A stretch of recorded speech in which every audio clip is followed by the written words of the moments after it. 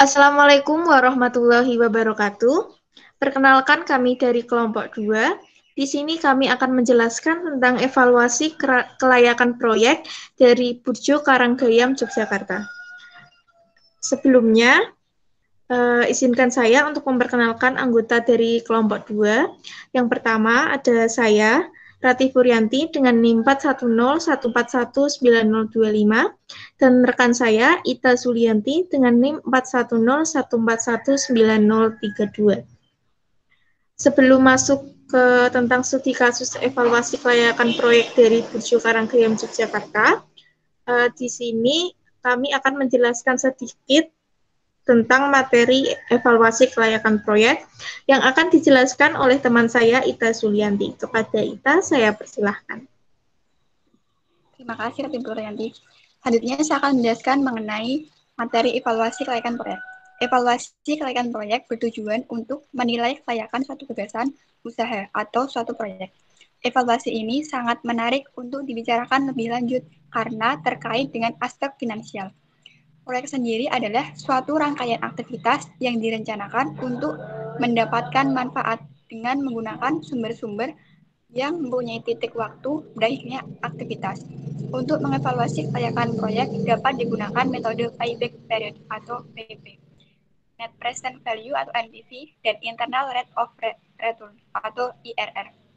Yang pertama, saya akan menjelaskan mengenai payback period atau PP. Ada beberapa ciri khas. Yang pertama, menekankan pada lama waktu yang diperlukan agar investasi yang ditanam kembali. Dan yang kedua, yang pertama itu mengabaikan time value of money, dan yang kedua penerimaan investasi yang diperoleh sesudah PP lampau. Dan selanjutnya ada net present value atau NPV. NPV sendiri adalah selisih antara nilai sekarang dari proses dan outlay pada tingkat diskon rate tertentu. Jika NPV positif, maka usul investasi layak, dan sebaliknya. Secara matematis dinyatakan NPV sama dengan sigma dari T sama dengan 0 sama dengan N dikali AT dibagi 1 ditambah R pangkat T. Di mana AT sama juga dengan aliran kas pada periode T. Dan R sama juga dengan suku bunga atau diskon rate. Dan N sama dengan periode terakhir di mana aliran kas diharapkan. Seperti ada beberapa ketentuan. Yang pertama, jika NPV-nya positif atau lebih dari 0, maka secara finansial usaha layak untuk dilaksanakan karena manfaat yang diperoleh lebih besar dari biayanya. Dan yang kedua, jika NPV-nya kurang dari 0 atau negatif, maka secara finansial usaha tersebut tidak layak untuk dilaksanakan karena manfaat yang diperoleh lebih kecil dari biaya yang dikeluarkan. Dan yang ketiga, ada NPV sama dengan 0. Yaitu maka secara finansial usaha tidak menguntungkan dan juga tidak rugi karena manfaat yang diperoleh hanya cukup untuk menutupi biaya yang dikeluarkan. Dan yang ketiga ada internal rate of return atau IRR. Yang pertama atau A, perlu ditentukan diskon rate tertentu sehingga akan diperoleh harga NPV positif dan negatif. Dan yang ketentuan kedua yaitu B, secara teknis IRR yang dicari atau R dapat ditentukan dengan rumus R sama dengan P1 dikurangi P1 dikali P2 dikurangi P1 dibagi C2 dikurangi P1. Di sini P1 dan P2 menyatakan tingkat suku bunga ke-1 dan ke-2. Dan C1 dan C2 menyatakan NPV ke-1 dan NPV ke-2. Selanjutnya ada studi kasus evaluasi kelayakan proyek mengenai Burjo Karanggayam Yogyakarta. Burjo Karanggayam berada di Provinsi Yogyakarta. Sebagian besar pengunjung dari burjo ini yaitu mahasiswa UGM dan UNY. Burjo ini menyediakan berbagai menu makanan dan minuman. Dari hasil wawancara dengan pemilik burjo, maka diperoleh data finansial sebagai berikut. Yang pertama ada data mengenai investasi. Yang meliputi yang pertama ada sewa tempat. Di situ bernilai sebesar 9 juta rupiah. Dan yang kedua ada kursi dan meja senilai 4.500.000 rupiah. Dan yang ketiga ada peralatan masak senilai 2 juta rupiah. Dan yang keempat ada peralatan makan sebesar atau senilai 1.500.000 rupiah. Dan yang kelima ada biaya operasional awal senilai 1.500.000. Jika dijumlah dari sewa tempat sampai dengan biaya operasional, total investasi dari Burjo Karanggayam ini senilai 18.500.000 rupiah. Dan yang kedua ada biaya pengeluaran per tahun. Yang pertama meliputi gaji karyawan, yaitu senilai 21.600.000 rupiah. Dan yang kedua ada listrik dan air, yaitu senilai atau sebesar 2.400.000 rupiah. Dan yang ketiga ada plastik dan jenisnya, senilai 6 juta rupiah. Dan yang keempat ada saus dan kecap, atau senilai 1.200.000 rupiah. Yang kelima ada bahan baku senilai atau sebesar 1.126.000 rupiah. Dan untuk biaya lain-lain senilai 18 juta rupiah. Jika di total, mulai dari gaji karyawan sampai dengan gaji lain-lain atau biaya lain-lain, yaitu totalnya ada 175.200.000 rupiah. Untuk data keuangan, selanjutnya akan dijelaskan oleh teman saya, itu Ratih Puryanti. Untuk Ratih, dipersilakan. Terima kasih, Ita. Yang selanjutnya akan menjelaskan tentang keuangan dari Burjo Karanggayam.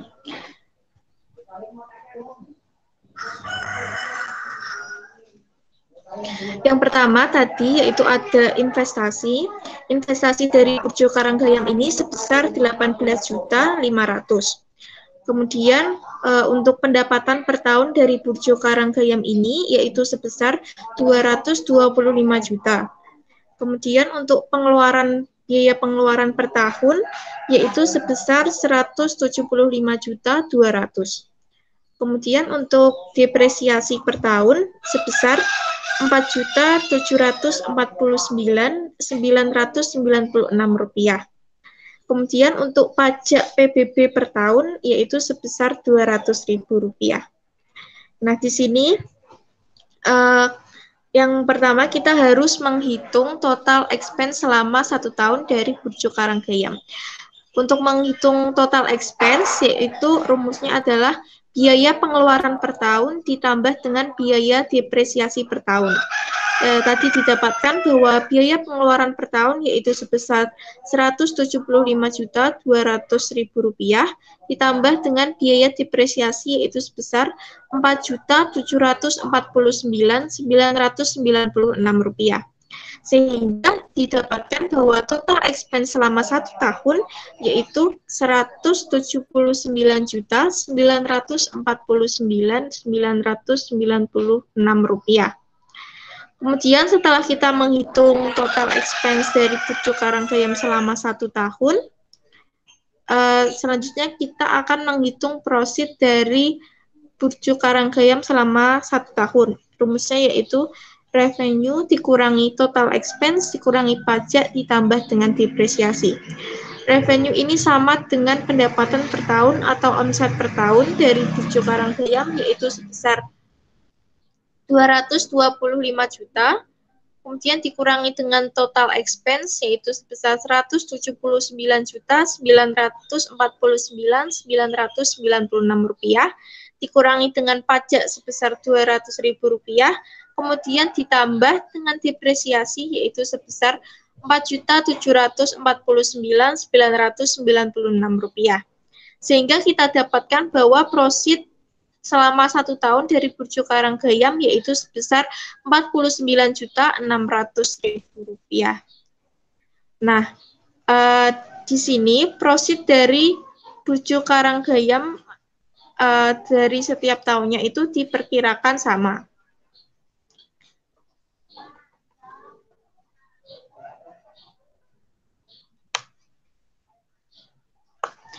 Dalam penelitian ini, jangka waktu investasi dihitung berdasarkan rata-rata umur berdirinya Burjo menurut dari informan, yaitu berkisar antara 5 tahun sampai dengan 10 tahun. Dengan menggunakan subjektivitas peneliti memilih umur investasi sebesar 8 tahun. Dari data Bank Indonesia pada 5 tahun terakhir menunjukkan rata-rata inflasi mencapai 7,4% per tahun. Nah, jadi di sini akan dihitung atau dievaluasi kelayakan proyek dari Burjo Karanggayam di Provinsi Yogyakarta dengan menggunakan metode Net Present Value atau NPV. Di sini akan dihitung untuk selama 8 tahun. Karena tadi diperkirakan profit untuk per tahunnya sama, maka profit untuk dari tahun ke-1 sampai dengan tahun ke-8 yaitu sama sebesar Rp49.600.000. Kemudian DF-nya kita gunakan 7,4%. Yang pertama kita hitung untuk tahun pertama dengan profit Rp49.600.000. Nah, dari mana kita dapatkan 0,93 dan seterusnya ini? Yaitu dengan menggunakan rumus 1/1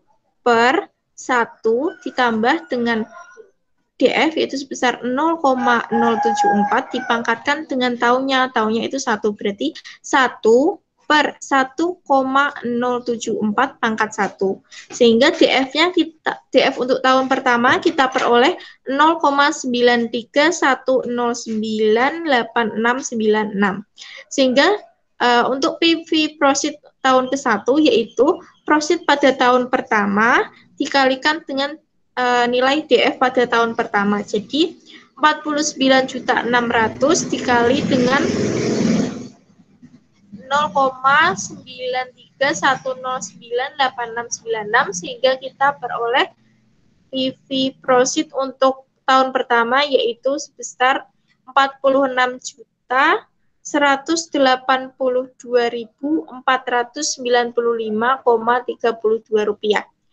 Nah, untuk tahun kedua, tahun ketiga, keempat, kelima, keenam, sampai dengan ke-8, yaitu sama untuk mencari DF-nya, maka 1/1 plus 0,74 dipangkatkan dengan tahunnya. Jadi, kalau ini 1/1,074 pangkat 2, sehingga diperoleh DF sekian, maka kita dapatkan PV profit pada tahun kedua sebesar 43.461,24 rupiah. Dengan pada tahun ketiga PV profitnya sebesar 40.037.673,39 rupiah. PV profit pada tahun keempat yaitu sebesar 37.279,25,5 rupiah. Untuk PV profit pada tahun kelima kita peroleh 34.452,05 rupiah. Untuk PV profit pada tahun ke-6 kita peroleh 32.318.856 rupiah. Untuk tahun ke-7 diperoleh PV profitnya yaitu 30.092.45,32 rupiah. Kemudian untuk tahun ke-8 kita peroleh PV profitnya sebesar 28.018.664,13 rupiah. Nah, tadi kan udah dihitung PV profit dari tahun pertama sampai tahun ke-8. Selanjutnya, maka didapatkan jumlah PV profit dari tahun pertama sampai dengan tahun ke-8, yaitu sebesar 291.639.673,6 rupiah. Dengan PV outlay ini artinya investasi. Tadi di awal disebutkan bahwa investasi dari Burjo Karanggayam ini sebesar 18.500.000. Maka didapatkan NPV yaitu dari jumlah PV profit dari tahun 1 sampai ke 8 dikurangi dengan PV outlay yaitu 291.639.673,6 rupiah dikurangi dengan 18.500 sehingga didapatkan NPV sebesar 273.139.673,6 rupiah. Nah, jadi diperoleh NPV sebesar 273.139.673,6. Karena NPV lebih dari 0, artinya NPV positif, seperti yang materi yang telah disampaikan di awal tadi, berakibat usulan proyek dari Burjo Karanggayam ini akan diterima atau dapat dikatakan bahwa investasi layak. Kemudian, kapan investasi akan tertutup? Sebenarnya pada tahun ke-1 investasi sudah tertutup karena pada tahun ke-1 didapatkan prosit sebesar Rp46.182.495,32. Maka waktu yang diperlukan agar investasi kembali yaitu dapat dihitung dengan ini, artinya ini adalah PV outlay atau investasinya yaitu sebesar 18.500.000 dibagi dengan PV prosit pada tahun pertama yaitu 46.182.495,32, kemudian dikalikan dengan 12 sehingga kita dapatkan 4,80701613 atau mendekati dengan 4,8 bulan. Jadi investasi akan kembali setelah 4,8 bulan atau sama dengan 4 bulan 24 hari. Jadi berdasarkan kesimpulan yang telah kita lakukan dengan menggunakan evaluasi kelayakan proyek dengan metode NPV, diperoleh kesimpulan bahwa Burjo Karanggayam di Provinsi Yogyakarta ini memiliki investasi yang layak dan investasi akan kembali setelah 4 bulan 24 hari. Demikian yang dapat kelompok kami sampaikan terkait tentang evaluasi kelayakan proyek dari Burjo Karanggayam di Provinsi Yogyakarta. Kami mohon maaf apabila terdapat kesalahan dalam penyampaian materi ini. Sekian yang dapat kami sampaikan. Semoga bermanfaat. Wabillahi taufiq wal hidayah. Wassalamualaikum warahmatullahi wabarakatuh.